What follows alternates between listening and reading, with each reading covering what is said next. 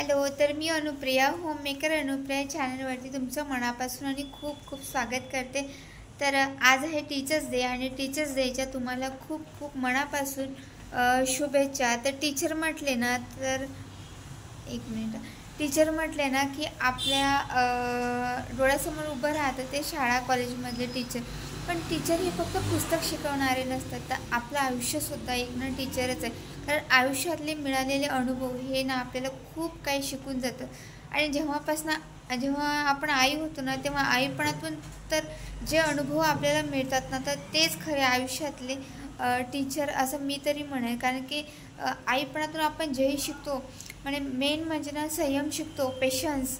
कारण मुलांना आपण किती ओरडलं धपडलं तरी ते काही ऐकणार नाही, त्यांच्यावर काहीच फरक किंवा परिणाम पडत नाही. तर आपल्यालाच तो संयम पेशन्स ठेवून त्यांना जे काही सांगायचं आहे ते सांगावं लागतं, जे काही त्यांच्याकडून करून घ्यायचं ते करून घ्यावं लागतं.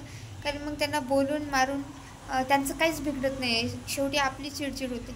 आईपणातून संयम शिकतो आपण. आणि as a housewife, as a homemaker म्हणून जेही काही आपण काम करत असतो ना, घरचं काम, तर ते करत असताना आपलं टाईम मॅनेजमेंट, कारण आपण भरपूर ठिकाणी आपला वेळ गमावत असतो, परंतु आपल्याला टाईम मॅनेजमेंट हे ना तेव्हाच कळतं. देन आपण आपल्या या आईपणाच्या जर्नीतून ना एक गोष्ट शिकतो की छोट्या छोट्या गोष्टींमध्ये ना आनंद मानायचा, छोट्या छोट्या गोष्टी खूप खुश राहायचं. मग ती गोष्ट ना खूप छोटी का ना, परंतु आणि हे सारं ना एक टीचरच शिकू शकतो. आणि तो सगळ्यात मोठा आपल्या आयुष्यातला टीचर जर कोणी असेल ना, तर ते आपले आयुष्यातले अनुभव.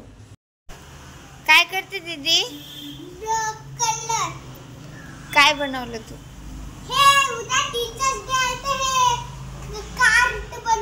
टीचरसाठी का? पाहू दे.